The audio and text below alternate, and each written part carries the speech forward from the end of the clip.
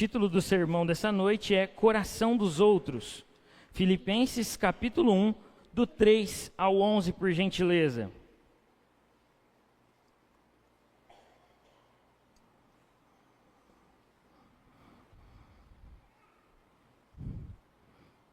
Filipenses 1, do 3 ao 11.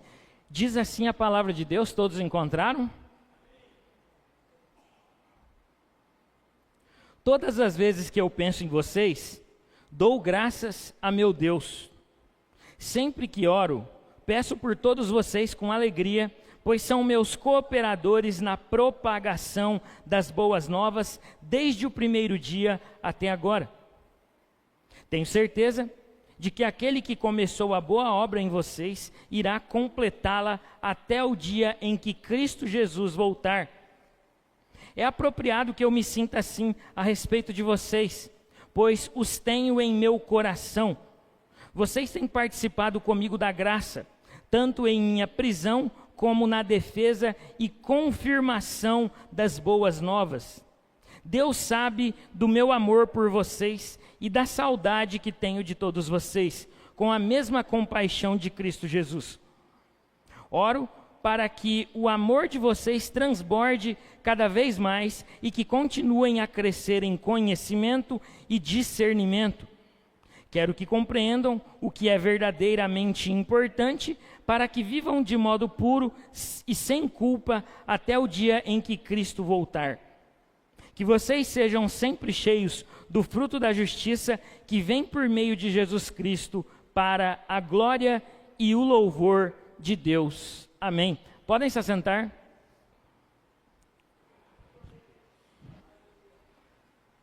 O título da mensagem, como eu já disse, é Coração dos Outros. Deixa eu fazer uma pergunta para vocês. Vocês já tiveram a experiência de lembrar de alguém e sentir o coração aquecer?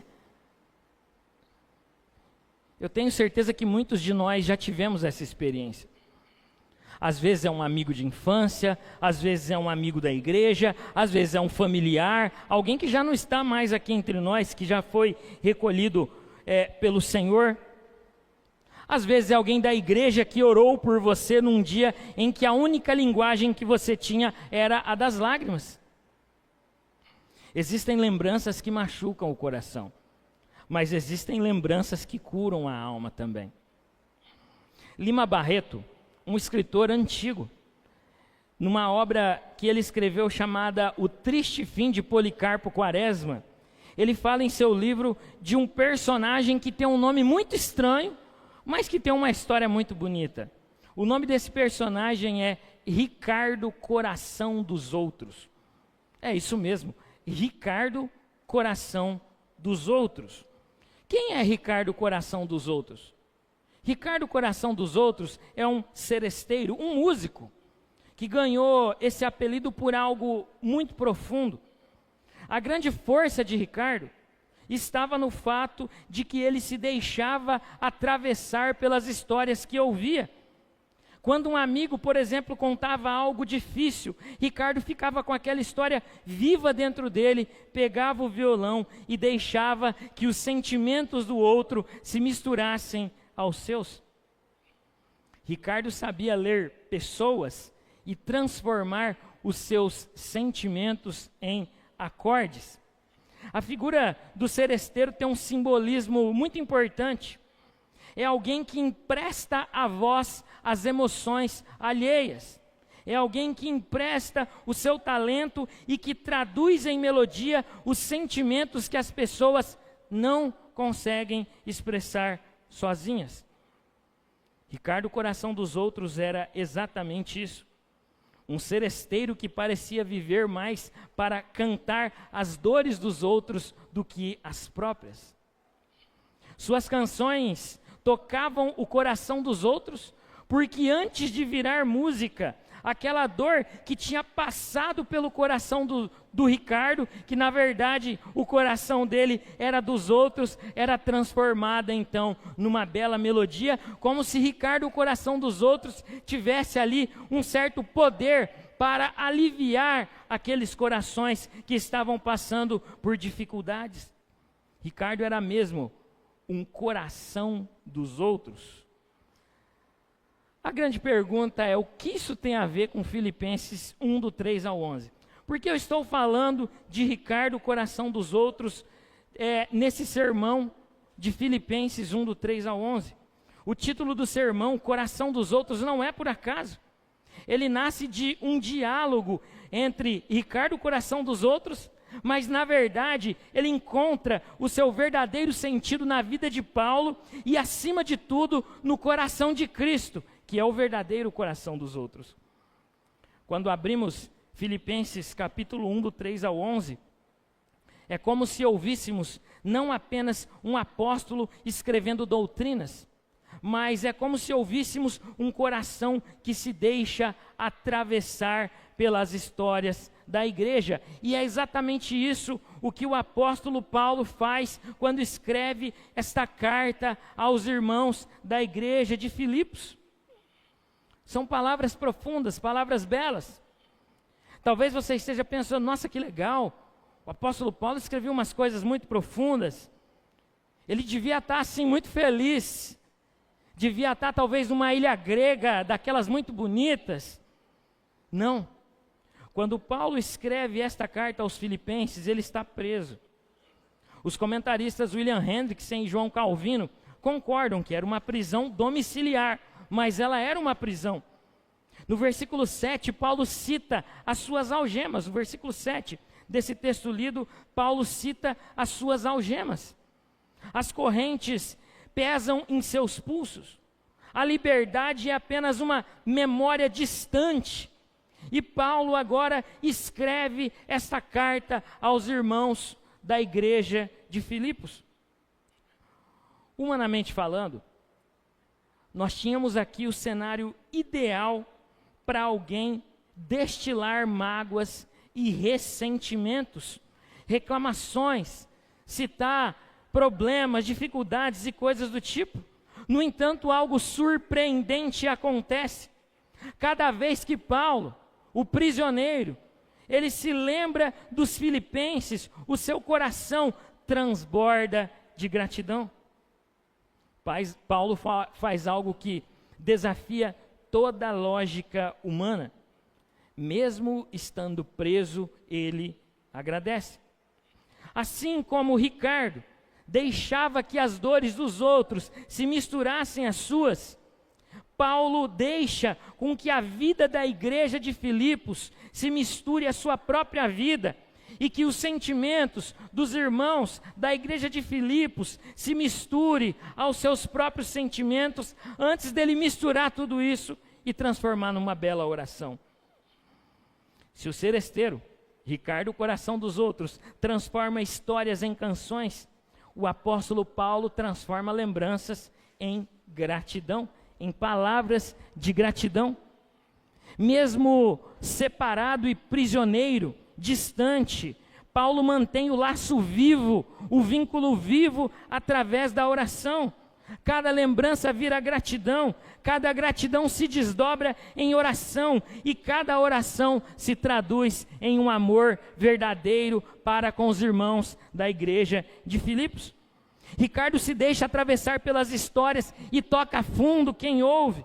Paulo se deixa atravessar pela graça de Cristo e carrega uma igreja inteira dentro de si, na memória, no coração, no afeto e também no amor. E Cristo? Cristo é o verdadeiro coração dos outros, aquele que tomou as nossas dores e nos ensina pela cruz que quem aprende a agradecer sabe amar de verdade. É isso mesmo. Essa é a nossa verdade dessa noite. Quem aprende a agradecer sabe amar de verdade. Nós veremos 3 movimentos desse texto. E o primeiro desses movimentos, versículos 3 ao 11 do texto lido, 3 ao 6 do texto lido, são as memórias que curam. Paulo começa com uma frase simples, mas carregada de amor. Dou graças a Deus todas as vezes que me lembro de vocês. Não é apenas um muito obrigado jogado ao vento. É quase um reflexo do coração. Toda vez que a memória acende o rosto de alguém em sua mente, a primeira reação de Paulo não é dor, nem peso, nem suspiro de cansaço, mas é gratidão. É lembrança que vira oração. Agora imagina a cena. Paulo está preso, algemado, mas por dentro está livre para viajar. Filipos se abre dentro da prisão para Paulo como um filme. Ele fecha os olhos e a sua lembrança grita mais alto do que a dor que ele está sentindo por estar preso, mesmo que seja numa prisão domiciliar. Cada lembrança poderia ser lamento por estar longe ou lamento por estar preso, mas em vez disso se torna uma celebração por um dia ter estado perto e por um dia ter estado junto. Aqui aparece um segredo profundo. O que você escolhe lembrar molda a forma como você ama. O que você escolhe lembrar molda a forma como você ama. Como você ama. Por isso, eu diria que a memória pode ser um depósito de veneno ou um jardim de cura. Pode ser um arquivo de dívidas ou uma coleção de milagres, de graça e de bênçãos. Paulo sabe das falhas da igreja, ele sabe dos conflitos, ele vê essas rachaduras, mas nada disso impede com que ele se lembre com muita gratidão dos irmãos da igreja de Filipos. Quando Paulo abre o baú da lembrança, ele não puxa primeiro as feridas, mas ele puxa primeiro a graça recebida de Cristo. Meus irmãos, lembrar com alegria não é negar a dor, é se recusar a deixar que a dor tenha a última palavra. É olhar para uma história cheia de falhas e ainda assim enxergar beleza e graça. É rever pessoas marcadas por pecado e dizer: eu dou graças a Deus pela sua vida. Paulo revela o tipo de coração que carrega. Um coração que aprendeu a selecionar memórias que curam ao invés de escolher as feridas que matam. E a pergunta que eu faço a nós essa noite é: quais são os tipos de memórias que nós temos alimentado? Por isso, quando ele diz em Filipenses 1,6, estou convencido de que aquele que começou a boa obra em vocês vai completá-la, ele está fazendo algo muito mais profundo do que consolar a igreja. Ele está olhando para eles com os olhos de Deus. A boa obra ainda está em processo, mas Paulo já dá graças como se visse o quadro pronto e perfeitamente pintado. Enquanto nós gravamos o momento da queda, Deus guarda o próprio momento da restauração, junto com todos os seus propósitos. Enquanto nós lembramos o dia do erro, Ele lembra do dia em que começou a boa obra em nossas vidas e também o dia em que irá completá-la. Essa confiança quebra a expectativa de perfeição imediata. Não há perfeição nesse mundo, não há perfeição imediata. E esta expectativa nos permite a olhar para todos nós, para cada um de nós, e também uns para os outros, sem desespero. Por quê? Porque Deus ainda está trabalhando nas nossas vidas. Se Deus ainda está trabalhando, então nenhuma falha é capítulo final desta história. Nossas quedas se tornam então parágrafos e não um ponto final. Nossa história então deixa de ser uma coleção de fracassos e passa a ser um caderno em processo, sendo escritas pelas mãos de um autor que não desiste daquilo que escreve e que sabe muito bem o contorno de cada desenho e as letras de cada linha daquilo que escreve. Deus é especialista em escrever histórias. Memórias que curam nascem desse olhar. Quando você crê que Deus não abandonou a obra, você agradece antes do fim e lembra com esperança antes do desfecho. Assim como Paulo na prisão, você descobre que mesmo quando o corpo está cercado, a memória pode ser um lugar de encontro com Deus. E o passado, em vez de ser prisão, pode se tornar uma sala ou um local de cura através desse encontro profundo. Eu faço mais uma vez essa pergunta a todos nós.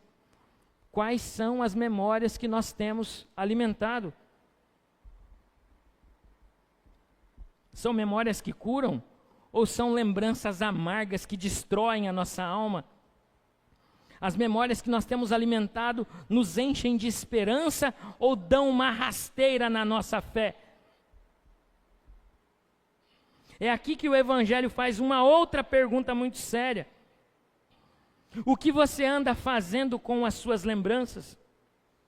O que você anda fazendo com o seu coração? Paulo, preso injustamente apenas por pregar o Evangelho, ele escolhe transformar as memórias em gratidão.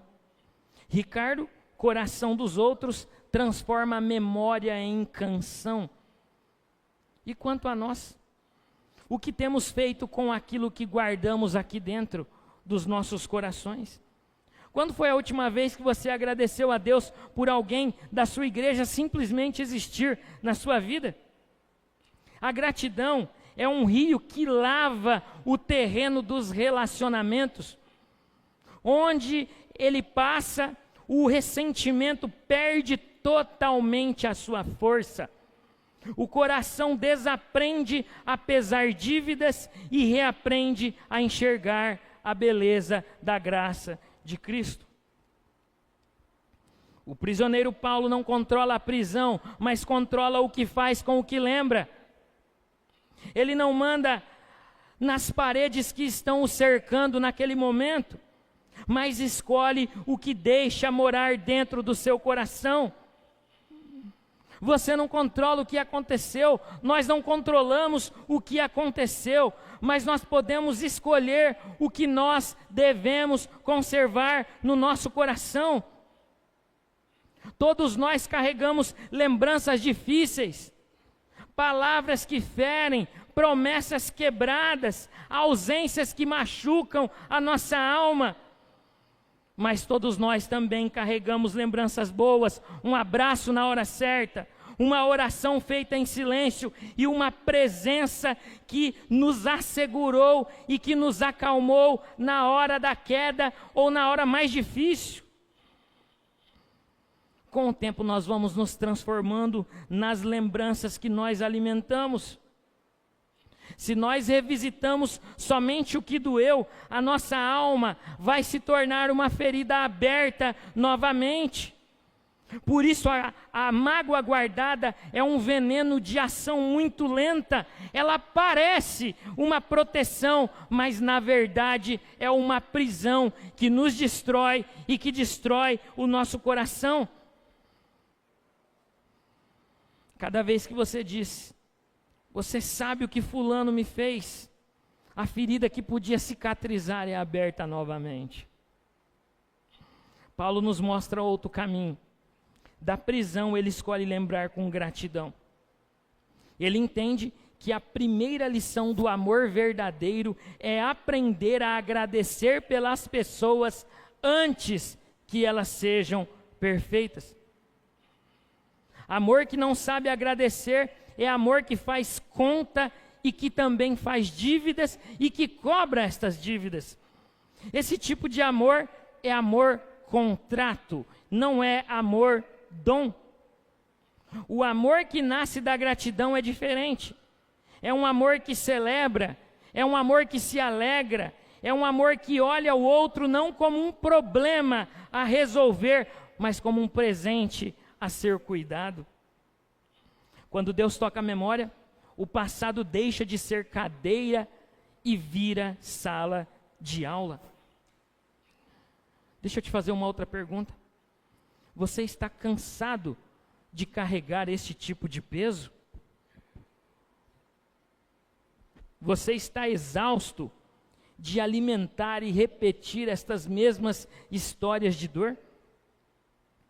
Você tem noção do quanto estas memórias e lembranças talvez tenham te deixado mais fechado, mais duro, mais machucado e mais triste?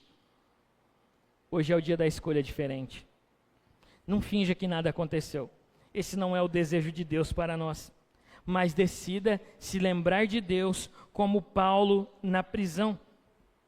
Deixe que Ele seja Senhor também da sua memória. A gratidão nos ensina a ver com os olhos de Deus. A lembrança que te amargurava pode se transformar parte de um processo e de uma história de libertação. Memórias que curam não são memórias perfeitas, são memórias que um dia foram alcançadas e tocadas pela graça de Deus e por isso foram transformadas. É isso que o Espírito Santo quer fazer com o seu passado, não apagá-lo, mas redimi-lo. Quem aprende a agradecer, sabe amar de verdade. 3 movimentos desse texto. Se o primeiro é memórias que curam, versículos 3 ao 6. O segundo movimento são afetos que atravessam grades, versículos 7 e 8 do texto lido. Paulo não se contenta apenas em lembrar dos filipenses com gratidão. Ele os carrega no coração. Ele diz, eu tenho vocês no coração. Essa expressão não é uma expressão romântica vazia. Que o coração hoje em dia tem sido usado aí como centro desse amor romântico. Mas aqui Paulo fala de uma realidade. Os irmãos da igreja de Filipos habitam o espaço mais íntimo de Paulo. Aquele lugar que é reservado para tudo aquilo que é mais precioso nas nossas vidas. Amar é deixar alguém morar dentro de você. Talvez por isso chamassem Ricardo de coração dos outros. Ele deixava as pessoas habitarem as suas canções. Cada rosto, cada história, cada memória encontrava morada na vida de Ricardo, coração dos outros. O apóstolo Paulo vai ainda mais fundo. Ele não oferece um lugar nas canções, ele oferece um lugar no coração. Tenho vocês no coração, nos informa o versículo 7 do texto lido. Aqui vemos o fruto natural da gratidão. Quem aprende a lembrar com alegria, carrega pessoas no coração ao invés de mágoas. Não é fardo. Carregar pessoas ao invés de mágoas não é fardo, mas é um peso glorioso. Assim como uma mãe que carrega o seu filho, o peso existe, mas é um peso que transborda de amor, propósito e significado. E por que Paulo os carrega assim? O texto diz, porque eles são participantes da graça junto com o apóstolo Paulo. Não importa se Paulo está preso e os irmãos de Filipos livres. Pare e pense nisso por um momento. Paulo, preso, prisioneiro, de forma injusta, não pode ir aonde quer, não pode abraçar quem ama, não pode viajar para visitar as igrejas que ele fundou. Mas existe algo que as correntes não conseguem prender: o seu coração, a sua memória e as suas lembranças. Existe algo que a prisão não consegue confiscar: as suas emoções. Existe algo que nenhum soldado romano pode controlar: a sua capacidade de amar. Eles podem prender o corpo de Paulo e até matá-lo, como aconteceu posteriormente, mas não podem prender e matar a sua gratidão e o seu amor. Eles podem o trancar numa prisão, mas não podem acorrentar as suas lembranças e as suas memórias mais doces. Eles podem limitar a sua liberdade, mas não podem trancar o seu amor pelos filipenses. A liberdade de amar não depende de correntes ou muros. A liberdade de amar mora no coração que aprendeu a ser grato. Paulo atravessa a prisão nas asas do amor de Deus e voa para Filipos sem sair do lugar, pousando novamente sobre cada irmão que ele carrega em oração no seu coração. O amor de Paulo pelos Filipos não conhece fronteiras, não respeita essas fronteiras, essas distâncias físicas, não se curva diante de cadeias, diante de prisões, diante de impérios ou de soldados. Paulo está fisicamente limitado, mas emocionalmente mais livre do que a maioria das pessoas que andam por aí nas ruas afora. Enquanto muitos vivem presos em celas invisíveis da amargura, do ressentimento e também da mágoa, Paulo vive livre, mesmo estando dentro de uma prisão.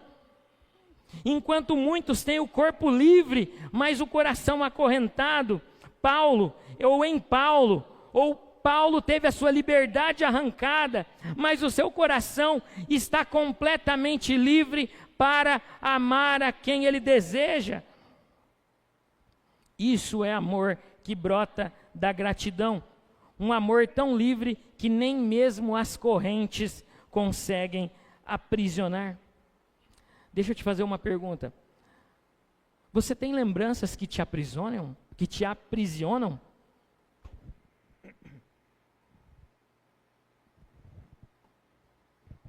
E uma outra pergunta, você tem lembranças que te enchem de esperança? Qual tipo de lembrança você tem escolhido se lembrar? Ou qual tipo de lembrança você tem escolhido alimentar? Paulo fala de um outro sentimento muito importante, que é a saudade. Ele diz: Deus é testemunha de como tenho saudade de todos vocês. É impressionante. Um homem que enfrentou açoites, apedrejamentos, naufrágios, agora está preso, mas ele preserva em seu coração um espaço para sentir saudades. Olha que coisa interessante. Essa é a marca do amor verdadeiro. Ele nos torna vulneráveis. Por isso eu diria que amar é dar ao outro o poder de nos ferir, mas confiar que esse poder seja usado com cuidado. É arriscar o coração, porque entendemos que viver sem amor é pior do que sofrer por amor. O amor de Paulo não é um sentimento romântico e superficial. É um amor que brota do coração de Cristo e flui até os filipenses. Paulo se torna o canal deste amor e não a fonte deste amor.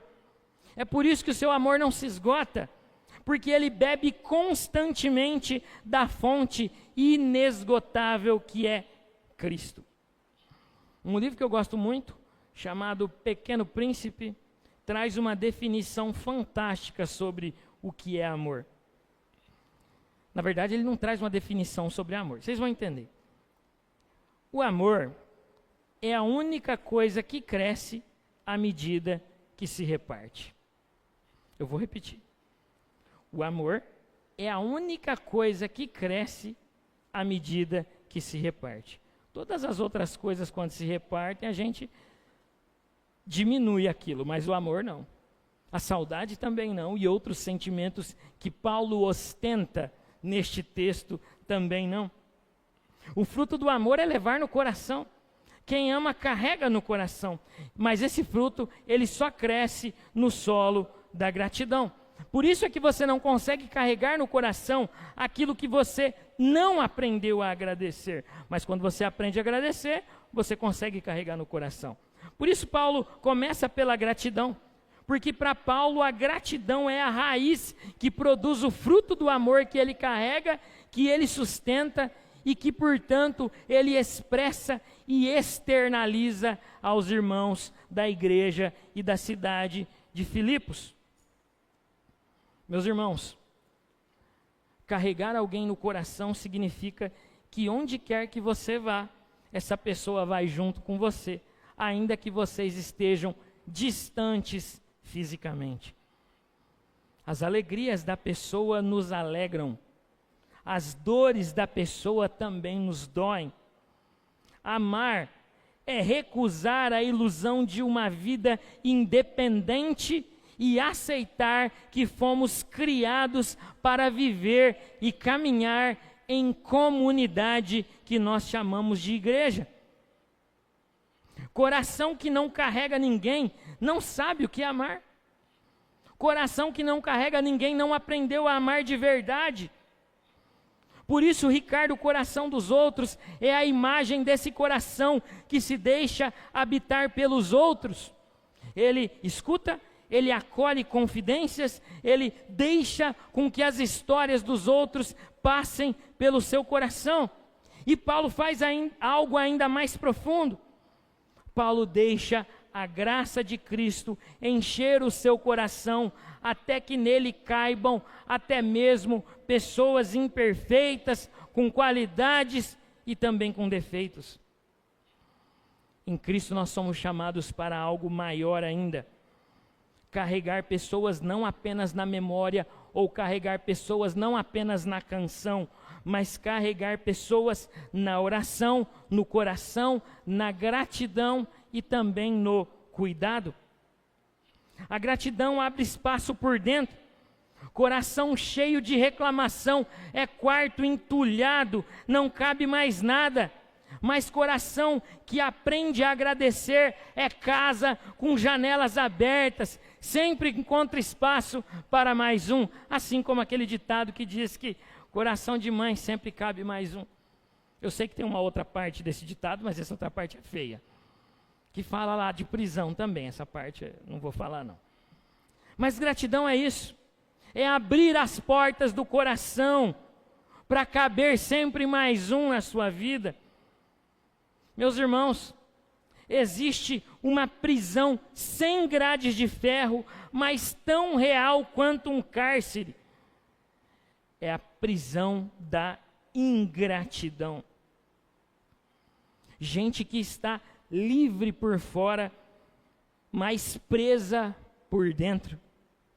Gente andando pelas ruas, mas acorrentado à amargura.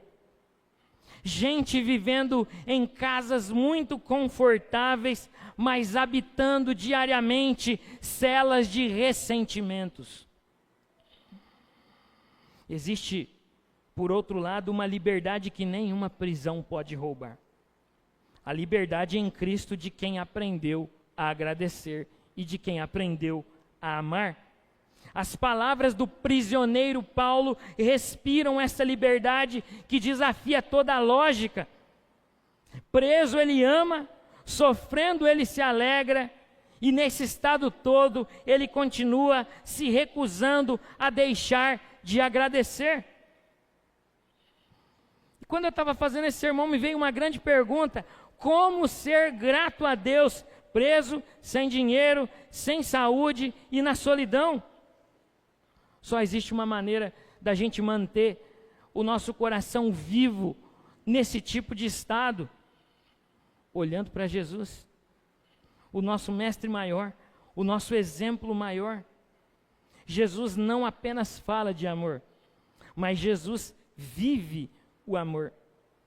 Jesus não esperou que você e eu fôssemos dignos, mas Ele nos amou primeiro, como nos ensina a sua palavra. Quando nós ainda éramos pecadores, quando nós o rejeitávamos através da nossa rebeldia e dos nossos pecados, Ele nos amou primeiro. Foi ali que Ele nos carregou no seu coração e nos levou consigo para a cruz. Isso é amor de verdade. Paulo sabe Seu amor pelos filipenses não nasce da perfeição deles, mas da graça que Paulo recebeu de Cristo. Ele agradece por eles porque aprendeu a agradecer pela graça imerecida. Amor verdadeiro não é reação, amor verdadeiro é decisão. Não responde ao que o outro faz, mas escolhe amar apesar do que o outro é. Gratidão genuína não nasce de circunstâncias perfeitas, mas nasce de um coração que reconhece graça mesmo em meio a muitas imperfeições. Esse é o nosso desafio. Carregar no coração também os difíceis, os que pensam diferente de nós, os que nos irritam, os que nos confrontam e os que nos decepcionam. É aí que o amor deixa de ser sentimento e se torna um milagre. Um milagre que só pode ser realizado na vida de quem aprendeu a andar com Jesus e na vida de quem aprendeu a deixar Cristo que levar sobre si todas as suas dores, as suas mágoas, as suas mazelas e as suas memórias ruins, apesar de não se esquecer delas. Quem aprende a agradecer até por essas pessoas difíceis, descobre algo revolucionário. O amor verdadeiro não depende da perfeição do outro, mas da gratidão que nós escolhemos cultivar. O amor de Cristo em nós nos capacita a fazer o impossível, amar quem nós julgamos que não merece, porque nós também não merecemos.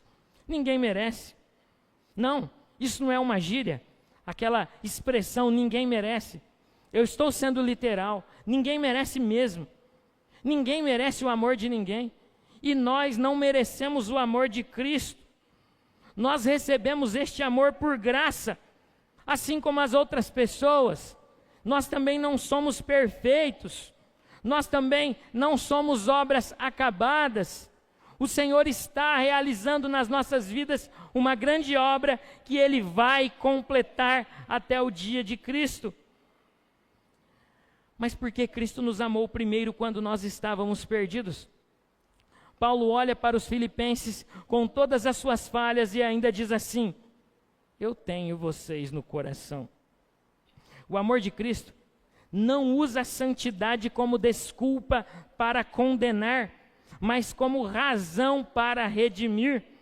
O amor de Cristo é tão santo, meus irmãos, que se recusa a transformar a santidade em espada, mas transforma a santidade em abraço. Esse amor é o que muda tudo. Ele atravessa as diferenças, ele derruba muros, ele cura cada uma das nossas feridas. Paulo nos mostra que esse amor tem um nome, e que o nome desse amor é Jesus Cristo, o Filho do Deus vivo. Amar como Cristo é transformar o nosso peito em ponte. Por cima dela passam até aqueles que menos merecem, porque um dia foi por ela, por esta mesma ponte, que a graça de Jesus chegou até nós. Quem aprende a agradecer, sabe amar de verdade. 3 movimentos desse texto. O primeiro movimento são memórias que curam, versículos 3 ao 6. O segundo movimento são afetos que atravessam grades, versículos 7 e 8. E o último movimento desse texto é o discernimento que amadurece o amor, versículos 9 ao 11. Agora Paulo chega ao coração da sua gratidão, ao coração da sua oração. Ele diz que o amor de vocês aumente cada vez mais. Será que o nosso amor tem aumentado? Ou será que o nosso amor tem permanecido estático? Se o nosso amor não tem aumentado, alguma coisa errada tem. Porque nós somos obras em andamento, o Senhor está trabalhando em nós. A gente se desenvolve tanto em tanta área, em tantas áreas. Portanto, se a gente não se desenvolve nessa área, algum problema tem. Amor é algo dinâmico, é algo que cresce. é algo que precisa se expandir. Ou, como diz o Pequeno Príncipe, o amor é aquilo que só aumenta quando a gente divide. O amor é como um rio. Quanto mais ele flui e quanto mais ele corre, mais profundo ele fica. Amor que para de crescer começa a morrer. Por isso, a maturidade da fé é amar com discernimento, como nos ensina o apóstolo Paulo. E ele acrescenta ainda no versículo 9, amor em pleno conhecimento e em toda percepção. Meus irmãos, amor sem sabedoria pode causar mais mal do que bem. Amor sem graça pode nos levar a matar os outros ao invés de curar os outros. Amor sem sabedoria é como dar doce para a criança na hora do almoço. A intenção pode ser boa, mas o resultado é prejudicial, independente da intenção. A gente vive numa sociedade em que a gente acha que a intenção muda a realidade, né? Não, mas é só um docinho ali na hora do almoço, né, Thaís? Está errado. A intenção boa não tira o fato de que doce na hora do almoço não é recomendável por nenhuma pessoa sábia e de bom siso, quanto mais os nutricionistas, né, Thaís? Muito bem. Mas o amor, ele precisa desse discernimento. Ele precisa saber quando abraçar e quando confrontar. Ele precisa saber quando falar e quando silenciar. Ele precisa saber quando dar e quando também dizer não. Paulo deseja que sejamos capazes de discernir o que é melhor. Maturidade da fé não significa amar menos, mas maturidade da fé significa amar melhor e amar direito. Significa amar com os olhos, com o coração, mas também com a mente. Isso é o amor verdadeiro. É um amor que enxerga os defeitos do irmão e ainda assim permanece o amando em Cristo Jesus. E qual o objetivo desse amor maduro? Que sejamos puros e irrepreensíveis para o dia de Cristo. Não uma pureza legalista, mas integridade de vida, vida verdadeira, viver na luz, andar na luz, ser sal e ser luz do mundo. É viver de tal forma que o nosso interior corresponda exatamente com o nosso exterior. É ter um coração transparente diante de Deus, que vê todas as coisas, e diante dos homens, que não veem todas as coisas. Mas tudo isso para quê? O texto diz: cheio do fruto de justiça que vem por meio de Jesus Cristo, para a glória e louvor de Deus. Não para a nossa glória, não para impressionarmos os outros, é para que Deus seja glorificado através das nossas vidas. É para que Deus seja glorificado através do nosso relacionamento com o outro. Amor que age em glória própria, amor que age em glória própria não é amor, é investimento.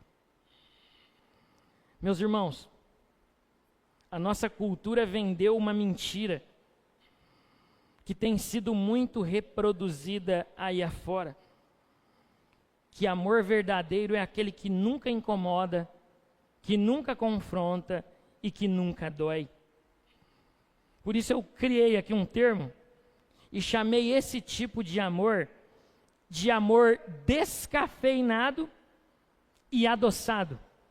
É como um café, sem cafeína e com muito açúcar, que daí já não é mais um café.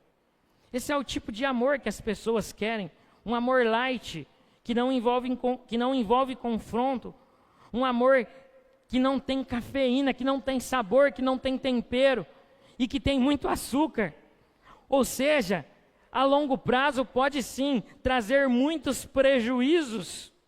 Um amor que tem medo do próprio nome. Mas Paulo nos arranca desta ilusão confortável e nos joga na realidade.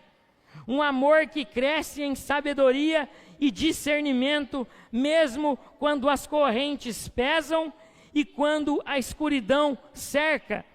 O amor verdadeiro é o amor que sabe confrontar, que tem sabedoria para fazer aquilo que precisa ser feito. Qual é o tipo de amor que você tem realizado? Ou que você tem vivido? É o amor que só confronta, o que também está desequilibrado, aí é muita cafeína, vai tirar o sono? Ou o amor light, aquele amor que aceita tudo está bem, amor passivo, no sentido mais negativo da palavra.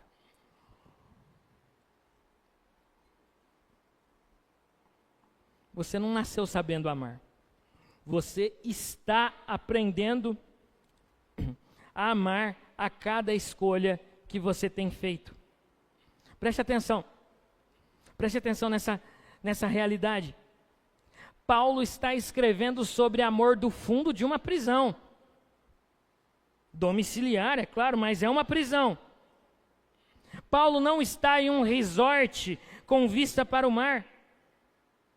Paulo não está numa colônia de férias. Paulo não está numa bela cidade, como Maringá, na Maringá encantada, tomando um sorvete ou comendo um churro. Paulo está preso. Ele não tem vista para o mar. Ele tem vista somente para o espaço reduzido em que ele está.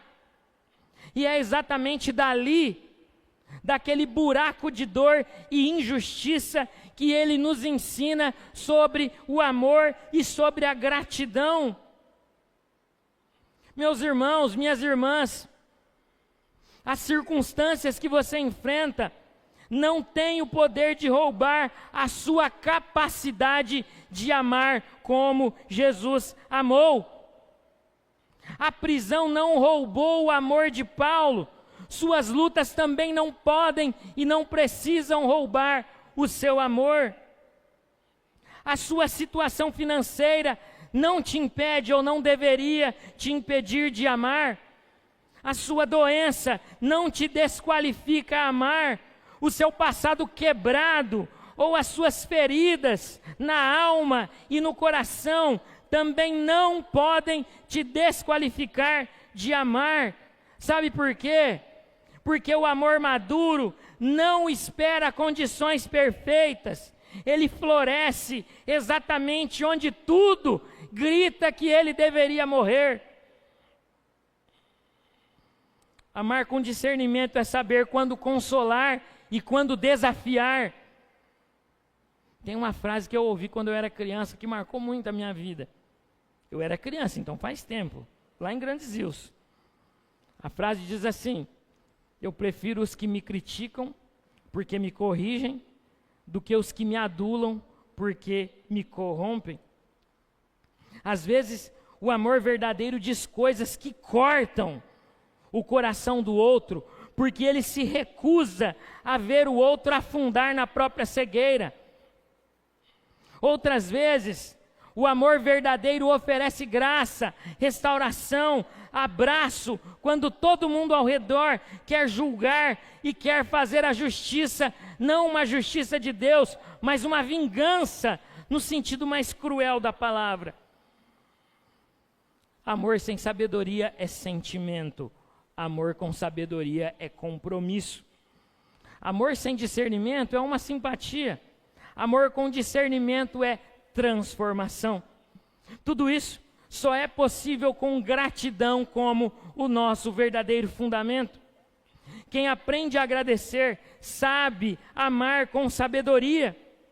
É a gratidão que nos mantém humildes diante da nossa própria fragilidade.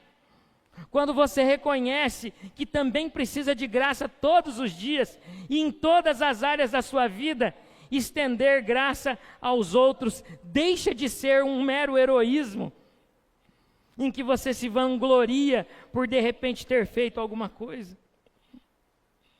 Ninguém ama bem sem lembrar que também precisa ser amado.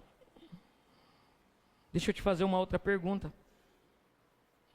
Quais são as áreas, lembranças, memórias, afetos, dores que o Senhor tem trabalhado na sua vida ultimamente? Porque Ele está trabalhando. Ele sempre está trabalhando. A sua transformação ainda é um processo. Então você precisa de paciência, mas se colocar à disposição do Senhor para que Ele trabalhe. A maturidade da fé é amar com discernimento. E esse discernimento nasce de um coração que aprendeu a agradecer. A gratidão nos ensina a ver as pessoas como Deus as vê. Obras em andamento, histórias inacabadas e pessoas que Ele está aperfeiçoando. Seja honesto com você mesmo. O seu amor está crescendo ou morrendo?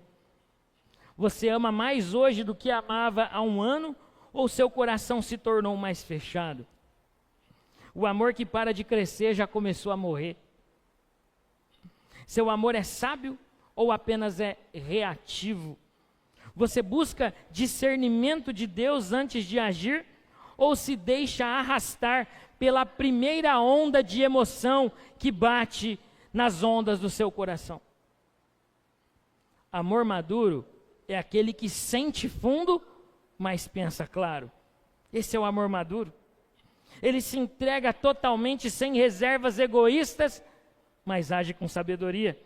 É amor que sangra e que pensa ao mesmo tempo. Ricardo, o coração dos outros pode transformar dor em música, mas não pode transformar o seu e o meu coração. Ele alcança o sentimento, mas não alcança a raiz do pecado, da culpa e da rebeldia. A canção mais bonita do mundo não é capaz de curar e de sarar o coração. Só o amor de Cristo é que pode fazer isso por nós. O amor de Cristo faz o que nenhuma melodia consegue. Nos dá um novo coração e pelo Espírito Santo de Deus nos ensina a amar com discernimento. Quem aprende a agradecer, sabe amar de verdade. E eu concluo essa mensagem dizendo que se o Ricardo, coração dos outros, tinha um coração que parecia ser menos dele e mais dos outros, e quanto ao nosso? Será que o nosso coração tem sido tratado por nós de uma forma egoísta e se fechado? Ou será que nós temos aberto ele para amar as pessoas que não merecem? Paulo nos ensina que quem aprende a agradecer sabe amar de verdade. Mas onde a gente aprende isso? Na cruz. 3 figuras do sermão. Ricardo, coração dos outros. O músico que transforma dores alheias em melodia. O apóstolo Paulo, que preso carrega a igreja no coração e converte lembranças em gratidão. E Jesus Cristo, a essência daquilo que é o verdadeiro amor. Enquanto o apóstolo Paulo escreve de uma prisão romana, ele aponta para uma prisão ainda maior, o Calvário, a cruz. Ali, Jesus foi pregado não por crimes que cometeu, mas por amar pessoas que não mereciam, como eu principalmente e você. E ali, na cruz, pendurado entre o céu e a terra, Cristo nos deu a maior prova de amor da história. Não um amor sentimental, mas um amor que sangrou, que agonizou, que morreu, mas que ressuscitou ao terceiro dia. A cruz é amor verdadeiro escrito com sangue e pregos. Se Ricardo, o coração dos outros, transforma sentimentos em acorde, se Paulo transforma saudades em oração, só Jesus Cristo pode transformar as nossas dores e os nossos pecados em perdão eterno. Ele não esperou que melhorássemos ou que o amássemos primeiro. Ele apenas nos amou e esse amor de Cristo por nós nos levou à morte e morte de cruz. Mesmo com cravos rasgando as suas mãos, Cristo orou e disse: Pai, perdoa-lhes, eles não sabem o que fazem. Acima de todos está Jesus, o verdadeiro coração dos outros, que não apenas sentiu as nossas dores, mas que tomou as nossas dores sobre si na cruz. Se um seresteiro transforma sofrimento em canção, se um apóstolo transforma lembrança em gratidão, Cristo transforma morte em vida. Paulo só pode ser um coração dos outros porque foi alcançado por esse coração crucificado. E nós também, olhando para a cruz, as nossas memórias se curam, a nossa gratidão desperta e o nosso coração se volta para os outros pela graça de Cristo Jesus, o nosso exemplo maior daquele que deu o seu próprio coração para que nós tivéssemos um coração capaz de amar quem não merece. Se coloque de pé, por gentileza. Eu quero orar por você esta noite.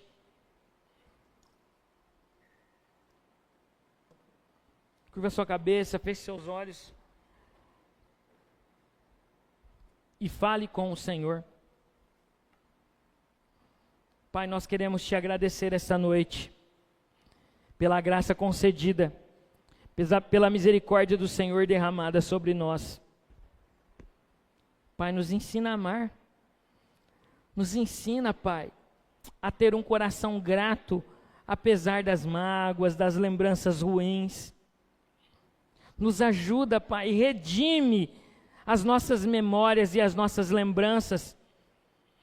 Transforma, Pai, o nosso coração e as nossas lembranças em lembranças doces, agradáveis, que geram esperança. Nos ajude, Pai, a nos lembrar das coisas ruins, claro, porque nós não podemos esquecê-las, mas sem ressentimentos. Pai, que o nosso coração seja uma sala de cura, ao invés de uma prisão onde nós ostentamos dores e mágoas. Que o nosso coração, Pai, seja um solo de gratidão e não um lugar onde nós destilamos o veneno da amargura e da ira contra aquelas pessoas que talvez nos feriram. Nos ajude, Pai. Essa é a minha oração, esse é o meu pedido, em nome de Jesus e para o louvor da Tua glória. Amém, Senhor.